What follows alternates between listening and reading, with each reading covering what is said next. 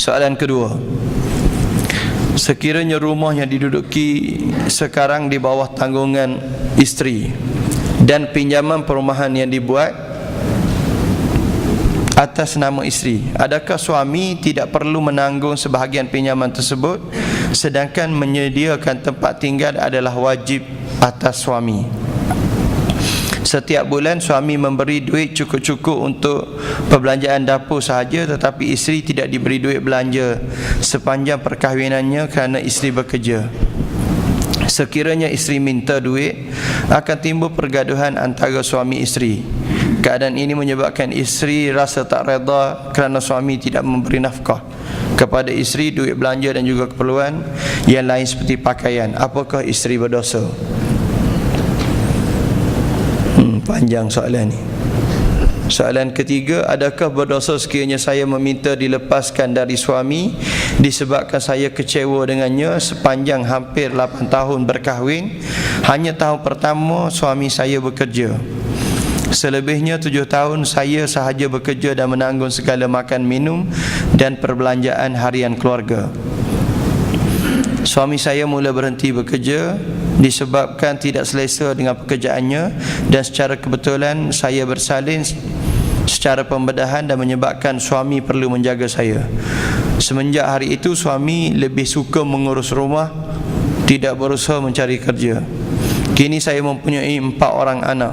Saya pernah mengadu padanya yang saya sedih dengan cara hidup begini, tetapi suami masih memilih untuk tidak bekerja, sebaliknya menjaga anak-anak di rumah. Soalan lebih kurang, saya baca soalan keempat, soalan sama ni. Saya telah berkahwin selama 20 tahun. Ni lagi lama ni. Dan selama itulah duit belanja dapur, anak termasuk sekolahan, perayaan, semua saya yang bayar. Buat masa ini kami tinggal di rumah yang saya beli, di mana bayaran bulanan saya yang bayar. Kadang-kadang terfikir baik saya tak ada suami dari menanggung semua ini. Untuk makluman Ustaz, suami saya orang yang tak tinggal sembahyang dan selalu berjemaah di masjid. Selalu mendengar tazkirah, tapi saya tak tahu kenapa beliau boleh lupa dalam bab ini. Harap Ustaz dapat bagi nasihat kepada saya.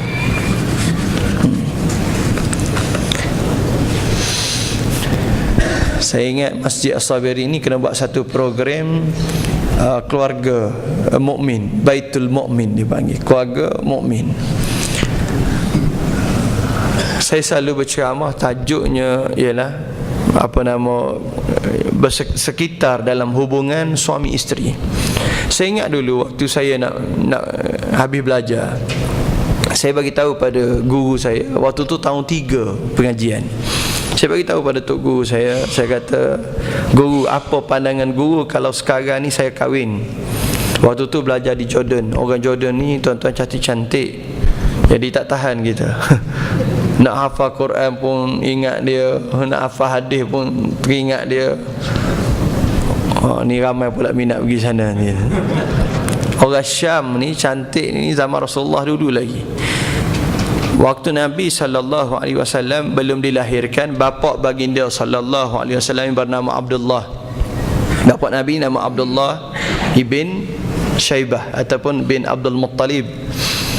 Datang perempuan daripada bumi Syam. Dia baca kitab, dia bagi tahu dalam kitab itu akan lahirnya Nabi akhir zaman, keturunan Adnan dan keturunan Ibrahim AS yang membesar, keluarganya berada di lembah Bakkah, iaitu Makkatul Mukarramah. Perempuan yang baca kitab ni datang ke bumi Makkah. Dia pun cari siapakah di keturunan Adnan yang berkahwin mengikut sunnah Nabi Ibrahim AS. Maknanya adanya wali, adanya saksi. Orang zaman tu kahwin ni ikut-ikut suka je. Perempuan nak kahwin, dia letak bendera di tepi tingkap dia, dia kibarkan bendera. Jadi orang lelaki tahu dia nak suami. Beratullah orang pergi. Dia tidur ramai-ramai, yang mana dapat anak. Kalau 10 orang lelaki tidur dengan dia, bila perempuan ni mengandung, nanti dia buat cabutan bertuah siapa akan jadi bapa budak tu. Itu zaman dulu tak ada sistem kahwin ni. Tapi ada orang yang mengekalkan sistem Nabi Ibrahim AS. Kahwin ni ada saksinya, ada walinya. Rukun nikah ni yang kita sampai hari ini sunnah nikah yang ada ni. Berapa rukun nikah ni tuan-tuan? Saya saja buat cerita, saya nak tahu yang kahwin ni rukun nikah dia tahu ke tidak? Rukun nikah pun tak tahu, memang masalah ni timbul lah tuan-tuan. Rukun nikah ni berapa tuan-tuan agak-agaknya? Tak ingat belaka. Semua orang sini belum kahwin. Belum kahwin lagi. 5, alhamdulillah ada jawab. 5 rukun nikah ni 5 tu makruf. Yang ijab, qabul, pengantin laki-laki, pengantin ijab qabul, pengantin laki-laki, pengantin perempuan, wali dan saksi. Perempuan daripada Syam ni datang ke Makkah. Dia pun tengok dalam keturunan Adnan ini ada satu yang masih mengekalkan sistem perkahwinan dia sebagaimana yang kita kahwin hari ini, dengan syarat dia ada wali, saksi, ijab qabul, ada pengantin laki-laki, perempuan dan mas kahwin. Dia cari dalam keturunan ini siapa yang tak kahwin. Ramai-ramai daripada adik-beradik. Abdullah ini anak Abdul Muttalib yang paling bongsu. Dia seorang je tak kahwin. Maka dia terus pergi berjumpa dengan Abdullah, perempuan ini. Dia tawarkan diri dia untuk kahwin dengan Abdullah. Abdullah terus berkenan sebab orang Syam ni cantik tuan-tuan. Tak banyak cakap, terus cakap pada Abdul Muttalib. Abdul Muttalib kata, kalau kamu nak kahwin, aku benarkan. Tetapi sebelum kamu kahwin dengan perempuan itu, kamu kahwin dulu dengan anak Wahab, Abdul Wahab. Kerana aku berkenan sungguh dengan dia, iaitu Aminah binti Abdul Wahab. Kahwin dengan Aminah. Kalau lepas kamu kahwin dengan Aminah, nak kahwin dengan orang lain, kamu kahwinlah. Tapi kahwin dengan Aminah ni dulu. Maka Abdullah kahwin dengan Aminah. Selepas dia kahwin dengan Aminah beberapa ketika, dia pun datang lagi berjumpa dengan perempuan ini. Perempuan ini tak jadi nak kahwin dengan dia. Abdullah tanya, kenapa?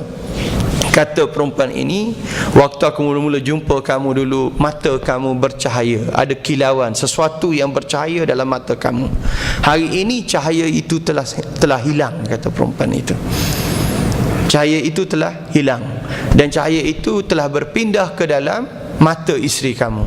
Jadi aku tak jadi nak kahwin. Dia pun balik, dia tak bagi tahu apa. Pengkaji Sirah An-Nabawiyah menyebut cahaya yang berpindah itu yang dikatakan cahaya dengan nama orang kita sebut Nur Muhammad atau sebagainya, gelaran cahaya kelahiran Nabi akhir zaman itu telah berpindah kepada Sayyidatina ataupun Siti Aminah, iaitu bonda baginda sallallahu alaihi wasallam. Dalam rumah tangga ni tuan-tuan, bila saya nak kahwin dulu, saya sebut pada guru saya kata apa? Sebelum kamu kahwin, kamu belajar dulu kitab-kitab ini. Dia senaraikan 25 buah kitab. So saya baca, kalau kamu tak khatam kitab ini, jangan kahwin. Ini tradisi ulama-ulama dulu. Bukanlah nak suruh tuan-tuan baca 25 kitab, tidak. Bila saya habiskan 25 kitab dalam masa setahun tentang perkahwinan, saya jumpa Tok Guru ni, saya bagi tahu dia, Tok Guru, saya dah habiskan kitab ni. Dia kata, nampak gaya ni kamu nak kahwin sungguh ni. Tapi delay lah setahun sebab kena habiskan kitab. Untuk kita ada persediaan dan ada ilmu. Daripada kitab yang dibaca ni, bila kita masuk dalam alam perkahwinan, berbeza sungguh jauh daripada apa yang disebut dalam kitab ini dengan realitinya.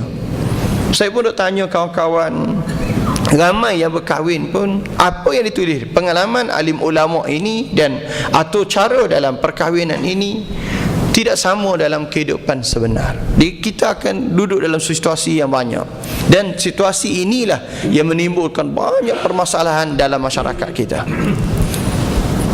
Dulu waktu mula-mula nak kahwin dulu, yang perempuan baik, yang lelaki baik. Kenapa dia pilih suami? Nabi SAW meletakkan syarat untuk pilih pasangan hidup. Tazawwajul mar'ati li arba'. Hendaklah kamu memilih pasangan hidup kamu kerana 4 perkara. Dalam Islam ini, walaupun hadis ini sebut tazawwajul mar'ah, hendaklah kamu kahwin dengan perempuan itu kerana 4 perkara. Perempuan juga nak kahwin dengan lelaki, dia kena ada syarat 4 perkara yang disebut dalam hadis Nabi sallallahu alaihi wasallam, yang menjadi etika pemilihan dia, ataupun panggil apa? Syarat-syarat nak jadi pasangan hidup, suami baik, isteri baik. Pertama Nabi sebut dalam hadis ini, li jamaliha, kerana kecantikan dia. Pilihlah isteri kerana kecantikan dia. Dan Nabi letak yang cantik ini pertama, syarat pertama. Kalau Nabi tak sebut pun, orang akan pilih cantik, tuan-tuan. Suami nak pilih yang handsome, yang ganteng, kata orang belah sana lah. Nak cari yang handsome je. Orang kata, Ustaz, tak adalah cari handsome, biasa je. Kalau lah nak cari cantik belaka, handsome belaka, tak kahwin lah orang dia. Cantik ini, handsome ini, dia panggil umurun nisbiyun, isu yang terletak pada individu tertentu. Saya ingat waktu saya mengaji dulu, guru kami sebut, orang Arab ni nak pilih isteri, dia letak dua syarat dari segi kecantikan. Pertama, mata dia mesti luas, mata besar. Yang kedua, buntut besar. Orang Arab semua seronok bila sebut begitu. Saya seorang je gelak dalam kuliah tu. Ni orang Arab semua, saya Melayu gelak. Dia kata, kenapa kamu gelak, Habin? Saya ketawa, saya kata, sebab orang kampung saya, negeri saya, dia tak nak orang perempuan buntut besar. Dia kata, kenapa tak nak? Susah naik motosikal, tercongek motosikal. Orang Arab ni, dia bila dia tengok mata luas, cantik orang ni, kerana sebagaimana sahabat Nabi di Madinah, bila dia nak kahwin, orang cadang pada dia calon, dia kata dia setuju. Nabi kata, jangan, kamu pergi tengok dulu kepada perempuan Madinah, kerana pada mukanya ada sesuatu. Muka yang dimasukkan Nabi ada sesuatu itu. Mata orang Madinah berbanding dengan orang Makkah, mata dia sepet sedikit.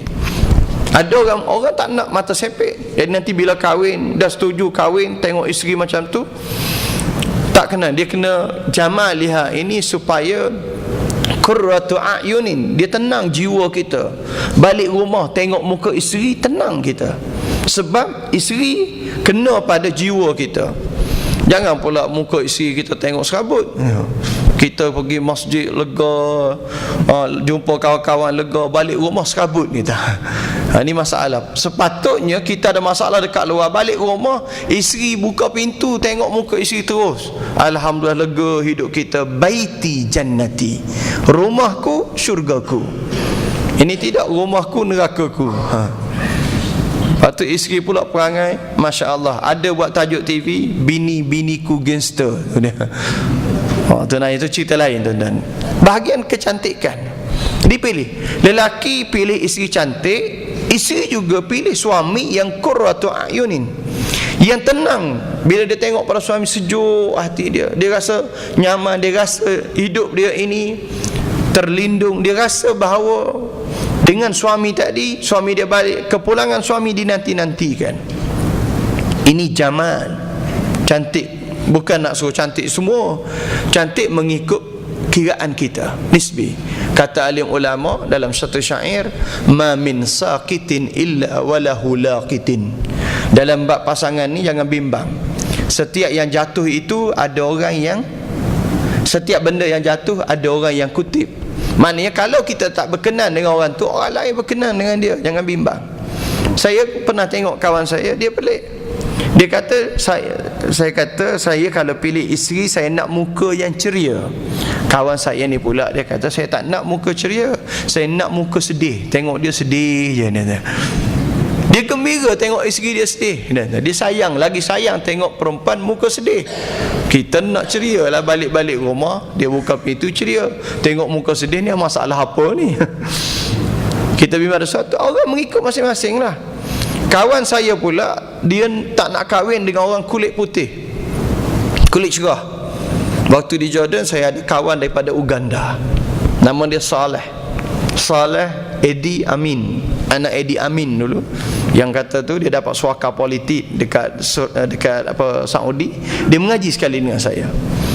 Orangnya badan besar, orang sana yang Uganda, yang kulit dia tidaklah hitam sangat, hitam metalik saya panggil ni. Satu hari dia datang, mula-mula berkenalan, saya duduk tengah menulis nota, tiba-tiba mendung tempat saya duduk. Saya jenguk, tengok tu darah tinggi besar. Dia pun mula tanya, kif halak ya akhi, suara pun parau. Dia ada bahasa dia sendiri, Uganda. Si dada luar, dada ni, apa khabar? Khabar baik. Ni Bolombe. Kamu asal mana? Imbe, Malaysia. Boleh bercakap sepatah dua. Waktu dia nak kahwin, duduk belajar, kerana ada duit dia nak kahwin. Perempuan di Jordan ni ramai nak dia. Kalau kita, kawan saya ni pernah cakap, kalau perempuan sini nak kahwin dengan saya, letak perempuan dalam dewan, saya tutup mata, masuk, saya pegang. Mana-mana yang saya pegang jadi isi saya setuju dia tak. Sebab semua cantik. Rupa parahnya dengan hidungnya. Bila pakai niqab orang perempuan tu, nampak terbonjolnya hidung dia, nak ceritanya. Orang kita pakai juga niqab, nampak rata je. Pelajar Malaysia pakai niqab. Orang pakai niqab ni tutup dalam mazhab Syafi'i. Tutup ni wajib sekiranya berlaku fitnah. Fitnah sungguh tuan-tuan. Sebab cantik. Bila dia buka niqab tu, kita tenganga 15 minit tak tutup mulut ni. Yang kita ni buka niqab sama je, tak ada apa. Jadi orang ni nak dia kata dia tak nak. Ramai nak kahwin dengan dia, dia tak nak. Dia nak cari orang kulit gelap. Di Jordan tak ada orang kulit gelap, kena cari orang Badui. Saya kata, kenapa kamu soleh, kamu tak nak kahwin dengan orang kulit cerah? Dia kata, tak boleh, nanti bila saya kahwin balik ke kampung saya, orang semua lari. Saya kata, kenapa? Sebab orang kampung dia kata orang kulit putih itu berpenyakit. Bawa wabak pula, bawa balik isteri putih, orang lari semua. Jadi berkain yang hitam, dia minat yang warna kulit gelap. Jadi setiap kecantikan ini mengikut pandangan orang. Pertama, Nabi sebut memang orang cari kecantikan. Yang kedua, lima liha. Orang berkahwin kerana harta. Saya nak pilih pasangan kerana harta. Lelaki baik dia pilih perempuan ni kalau berharta, dan perempuan juga dia pilih suami kerana harta. Pertama handsome, yang kedua harta. Yang ketiga walina sabiha, kerana keturunan dia. Orang pilih pasangan kerana keturunan. Ini keturunan baik-baik. Apabila orang pilih keturunan ini, ada masalah juga, nanti saya akan sebut sedikit kalau ada masa nanti. Yang akhir sekali Nabi sebut walidiniha. Yang keempat itu baru Nabi sebut agama. Maknanya bagi seorang yang nak berkahwin ini, agama pilihan terakhir. Pilihan terakhir.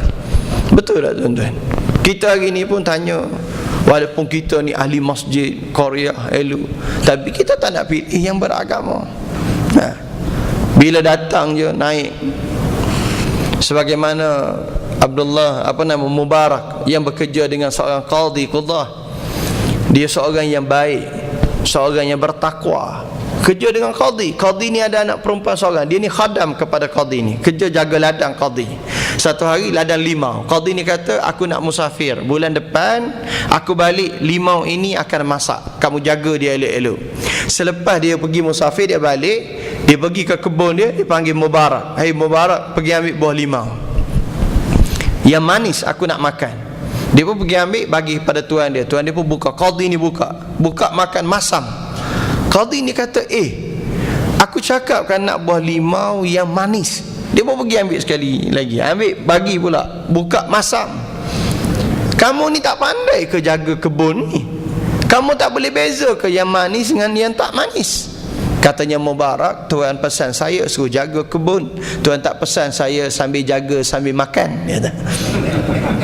Saya tak pernah sentuh sebiji pun daripada buah limau Tuan.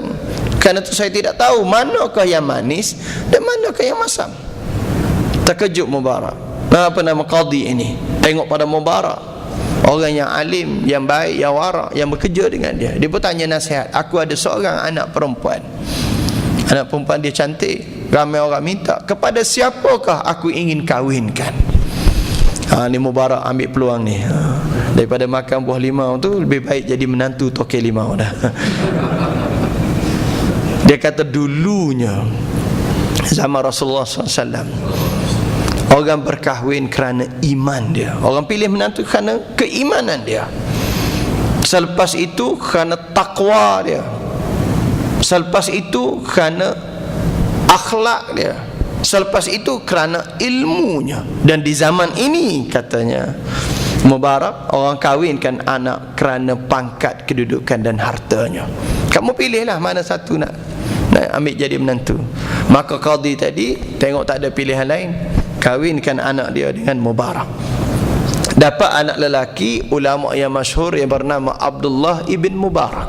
Ini kita cerita semula tentang Abdullah bin Mubarak. Saya nak sebut tentang soal kahwin tadi. Orang kita yang menjadi masalah dalam rumah tangga ini kerana pemilihan tadi. Kalaulah semua kriteria masyarakat ini kata kena orang beragama yang nak jadi menantu, tak kira lah orang arkitek pun yang beragama, bukan tahu agama lain tuan-tuan. Alim dalam bab agama dengan beragama lain. Ramai ustaz-ustaz dia pun tidak beragama. Dan tengok ustaz, oh dia ni dia tahu agama tapi belum tentu dia beragama. Ini beza tuan-tuan. Orang selalu kata saya, ustaz tolong carilah menantu saya, kalau boleh nak orang tu ustaz. Saya kata tak payah kahwinkan anak tuan dengan ustaz, kahwinkan dengan orang yang beragama. Beragama lain, ustaz lain. Tuan-tuan kena faham tu. Jadi konsep hidup ni, orang tahu agama ramai tetapi belum tentu dia beragama. Kita nak orang beragama, arkitek ke, engineer ke, apa yang beragama. Fazfar bizatid din, Nabi kata. Kamu cari orang yang beragama, taribat yadak, maka kamu akan beruntung. Hidup ini nak cari orang beragama. Pasangan hidup kita biarlah cari orang beragama. Baik lelaki, dia pilih isteri-isteri yang beragama. Hidup dia tenang. Kalau isteri dia tidak beragama, cantik saja, haru tuan-tuan. Ada kawan saya dulu bukan main alim dia, hebat dia berceramah, belum kahwin. Bila dah kahwin tak berani tinggal rumah kerana isteri terlampau cantik. Dia kata jiran sebelah rumah tu asyik usah bini dia. Tak ke mana juga dia tuan-tuan. Nak berdakwah pun tak boleh, nak keluar rumah bimbang. Ini betul-betul kejadian tuan-tuan, bukan saya reka. Nanti saya sebut nama pula. Masalah ini berlaku. Suami tidak rasa tenang keluar rumah kerana isteri yang tidak beragama. Dalam rumah tangga pun ada masalah. Isteri juga akan tidak rasa tenang bila suami tidak beragama. Orang beragama pertamanya dia mestilah menunaikan tanggungjawab. Hukukuz zauj wa zaujah. Tanggungjawab suami dengan isteri, tanggungjawab isteri dengan suami dalam Islam. Buka kitab yang dikarang oleh Imam Al-Ghazali, seorang suami ada 12 tanggungjawab. Seorang isteri ada 10 tanggungjawab. Yang kriteria yang diletakkan oleh alim ulama. Cari nafkah ni benda yang wajib. Nafkah ni memang tidak disebut sangat oleh alim ulama kerana perkara yang wajib. Suami wajib mencari nafkah kepada isteri sekadarnya. Falyunfik dzu sa'atin min sa'ati wa man qudira alaihi rizquhu falyunfik mimma atahu Allah. Orang lelaki bekerja, dia dapat rezeki sekadar yang dia dapat, itulah dia belanja pada keluarga dia. Isteri bekerja ini sebagai membantu suami, bukannya menjadi pilihan utama. Wajibnya cari nafkah bukan isteri. Tapi zaman sekarang saya tengok di dalam negara kita ini, terutama yang tinggal di bandar, perempuan yang bekerja, lelaki duduk rumah, dia panggil house husband. Ini istilah baru ni tuan-tuan. Motivator ni pun kata bagus kalau kita ni boleh. Ada motivator yang tak berapa sengau sikit ni. Dia pula mengiyakan dalam satu rancangan motivasi dia. Dia panggil house husband ni, dia bagi pujian pada house husband. Oh, dia kata bagus, bukan senang orang lelaki nak didik anak, nak jaga anak. Orang lelaki dengan sifat dia ni, dia boleh turunkan sifat dia jadi lemah lembut. Bukan satu benda yang senang. Jadi dia menggalakkan orang itu membuat maksiat kepada Allah. Memanglah kita orang lelaki nak menyusu anak lah, suruh bagi orang lelaki susu anak yang tidak house husband ni lah. Kalau saya lah, bukan minum cepat, tutup mata, tidur. Itu je, kita tepuk dia, tidur pejam mata tu, kita suruh anak terpaksa. Kalau mak dia dodol elok-elok, tapi kita ni tak lah. Lambat nak tidur awak ni, kita marah anak, sebab tidak kena dengan jiwa dia. Orang lelaki nafkah wajib bagi suami sekadar dia. Falyunfiq zu sa'atin min sa'ati, kata Allah. Orang yang Allah Ta'ala lapangkan rezeki dia, dia belanja sebagaimana rezeki dia yang banyak. Wa man qudira alaihi rizquhu, sesiapa yang rezeki dia terhad, falyunfiq mimma atahu Allah, dia belanjakan sekadar mana rezeki yang Allah Ta'ala datangkan kepada dia, maka cukup ala kadar yang dia dapat. Ini bagi seorang suami. Isteri pula, kalau dia bekerja atas pilihan, saya selalu sebut, isteri dia nak bekerja kena dengan keizinan suami. Kalau suami tak izin bekerja, isteri haram bekerja. Isteri bukannya boleh, oh aku nak bekerja juga, sebab belajar tinggi. Tidak, dia kena bila berkahwin atas keizinan suami, maka dia keluar bekerja itu hukum dia hukum ad-darurah. Ad-darurah tuqaddaru biqadariha. Bila dia keluar bekerja, dia dalam hukum darurat. Dia tak boleh pergi bekerja ni sewenang-wenangnya nak buat kerja, maknanya keluar nak pergi ke mana, outstation pun senang, tak boleh. Bila suami tak suka, dia wajib berhenti bekerja. Ulama dah bahas lama dah, dulu lagi, saya ingat 10 tahun yang lepas, antara enactment dalam kerajaan negeri Kelantan, dia kata jangan bagi perempuan bekerja. Waktu tu orang marah yang dibuat. Kenapa dia kaji tentang perkara ni? Kerana ahli ulama telah meletakkan dasar, apabila orang perempuan dia bekerja, dia sanggup menerima gaji yang lebih rendah. Contohnya seorang lelaki nak jaga keluarga, 3,000 tak cukup gaji dia. Orang perempuan datang jawatan yang sama, dia kata saya tak apa bayar 1,500, tak apa, sebab suami saya dah kerja, saya nak bantu dia. Apabila seorang perempuan ambil jawatan yang sepatutnya dimiliki oleh orang lelaki, menyebabkan kerjaya dalam negara yang tak berapa banyak ini dimiliki oleh perempuan, gaji dengan demand yang lebih rendah. Dan memanglah sebuah syarikat ke pejabat dia akan gaji kepada orang yang demand dia lebih rendah untuk memberi keuntungan kepada syarikat dia. Akhirnya peluang pekerjaan semakin kurang, semakin hilang kepada suami yang menanggung keluarga. Sistem ini dibahas, dia berkait rapat. Soalan yang ditanya menyebabkan suami tidak bekerja ini berkait rapat dengan sistem dalam sebuah negara. Kerana itu dasar negara ni juga penting. Dan Islam menitik berat perkara ni. Dulu bila ulama sebut orang perempuan tak pernah bekerja, dia kata alah ulama ni nafsu besar, kerana tu tak bagi perempuan bekerja. Tak boleh tengok perempuan pakai gincu dia rasa geram. Dia bagi ulah yang benda yang tidak logis. Sebenarnya dalam sistem menyebabkan akhirnya hasilnya hari ini ramai suami dia pergi keluar kerja, gaji dia lebih murah, lebih sedikit daripada isteri dia. Dia pun tak selesa dengan kerja, berhenti bekerja. Macam-macam alasan dia buat. Dia nak cari, nak tunggu gaji yang lebih tinggi, gaji pokok 5,000 baru nak bekerja. Akhirnya tak bekerja lah. Isteri ni tak apalah, gaji sikit pun bekerja, boleh beli susu anak, makan minum bulan-bulan. Dia kata awak kerja dulu, abang tengah cari kerja. Dah 20 tahun dah abang cari kerja. Yang 20 tahun kahwin tak kerja ni tuan-tuan, soalan dia. Orang tanya bila abang nak kerja, abang sedang mencari.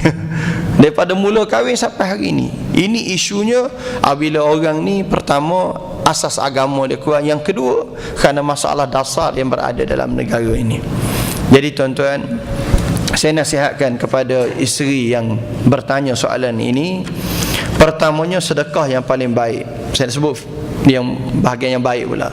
Sedekah yang paling baik ialah sedekah seorang isteri kepada suami dia.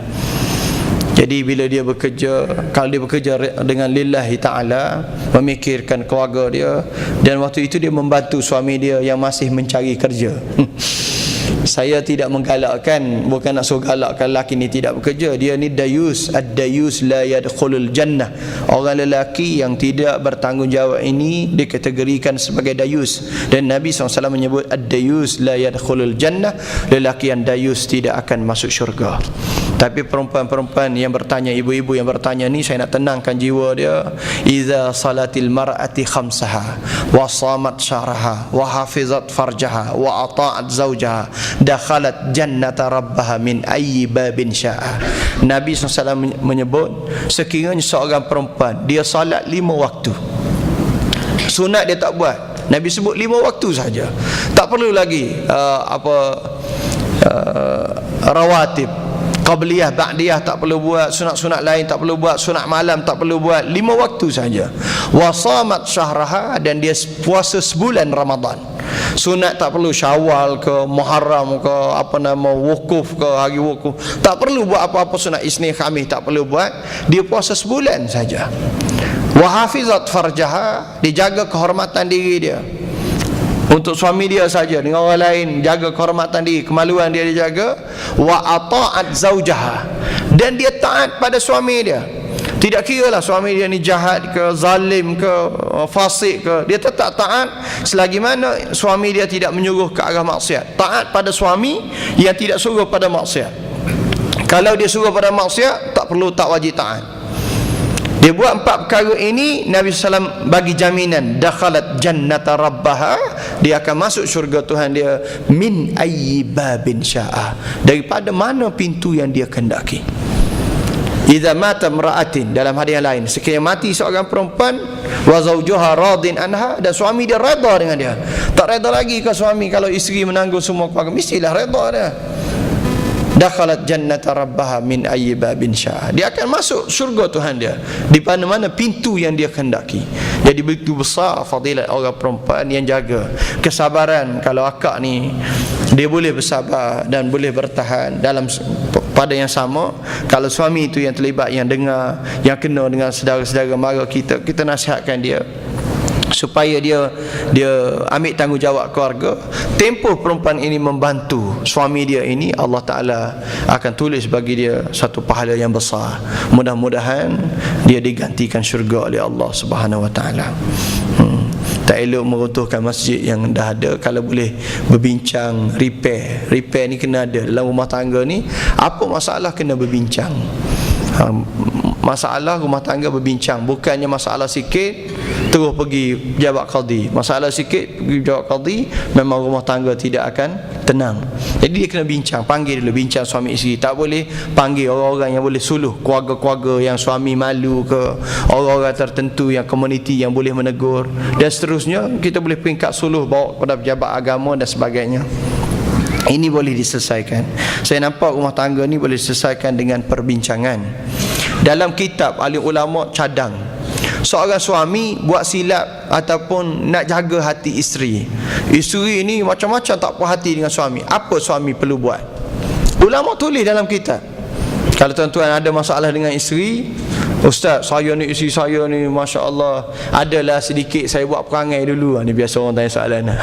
Saya adalah sedikit buat perangai. Saya kata, ada awet ke? Dia kata, lebih kurang lah Ustaz. Itu dulu, tertangkap dengan isteri. Sekali ke? Tak Ustaz, 10 kali je. Jadi bila begitu, isteri ni dia, jiwa perempuan dia rosak, dia ontofiah dia terganggu. Bagaimana nak rawat dia? Ulama ajar. Kalau tuan-tuan isteri tuan-tuan ada belakang, tak jadilah isu. Kata oleh ulama, salah satu kaedahnya, ajak isteri ini solat malam. Ni ulama ajar dalam kita, ajak solat malam. Pernah solat malam? Nak solat malam macam mana? Yang fardu pun tak berapa nak cukup. Solat malam, bangun solat malam, kata oleh ulama, solat 2 rakaat ya.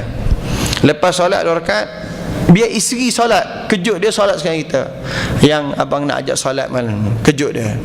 Dia pun ambil semayang sekali, jangan waktu dia tak boleh solat. Solat 2 rakaat, ulama ajar lepas tu berdoa. Jangan doa dalam bahasa Arab. Orang kita ni nak action doa bahasa Arab.